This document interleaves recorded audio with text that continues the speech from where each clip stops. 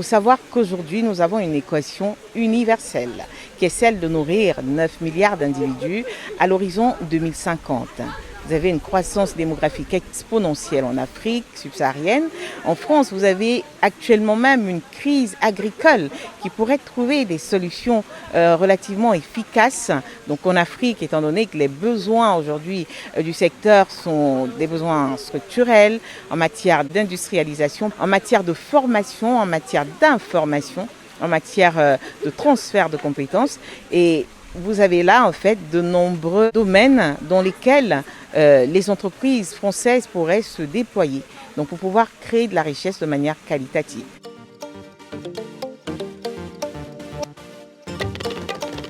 La plateforme Afrique Renée du Monde est en réalité un think tank, il faut le dire, qui a pour objectif justement de mettre en lumière l'immense potentiel aujourd'hui du secteur agricole et agroalimentaire. On parle là d'un marché de plus de 1000 milliards de dollars à l'horizon 2050, sachant qu'aujourd'hui, on est environ autour de 400 milliards de dollars. Donc il y a de la place pour tout le monde et il y a de la richesse à créer pour tout le monde. Comment on procède donc de manière concrète pour relever le challenge?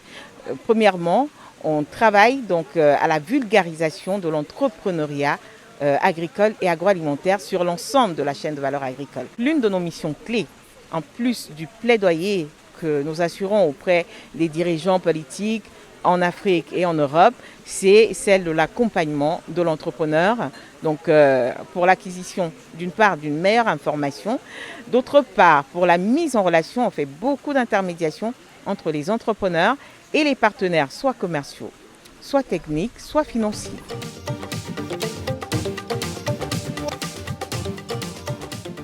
Si on veut réellement parler d'une agriculture durable, d'une agriculture efficace, une agriculture qui répond favorablement aux besoins non seulement des Africains, mais également du reste du monde, pourquoi pas, eh bien, il faut absolument se pencher sur toutes ces questions structurelles, ces obstacles structurels que constituent les infrastructures, le financement. On pourrait également parler, il faut le dire, du réchauffement climatique, du numérique. Vous avez une jeunesse africaine qui constitue quasiment plus de 70% de la population qu'il faut intéresser. Et de manière concrète, les territoires sur lesquels nous agissons, vous avez la France déjà en termes d'information avec des conférences, etc.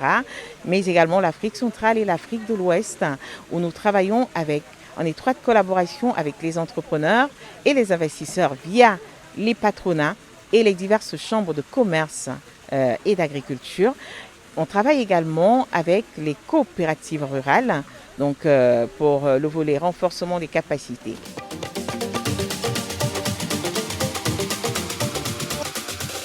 Le challenge est énorme et c'est l'occasion pour moi d'appeler, justement, de lancer un appel aux uns et aux autres, notamment aux entrepreneurs et aux investisseurs, afin qu'ils puissent réellement regarder cette Afrique-là, notamment Afrique centrale et Afrique de l'Ouest, comme une véritable opportunité en termes de création de richesse en ce qui concerne le secteur agricole et agroalimentaire.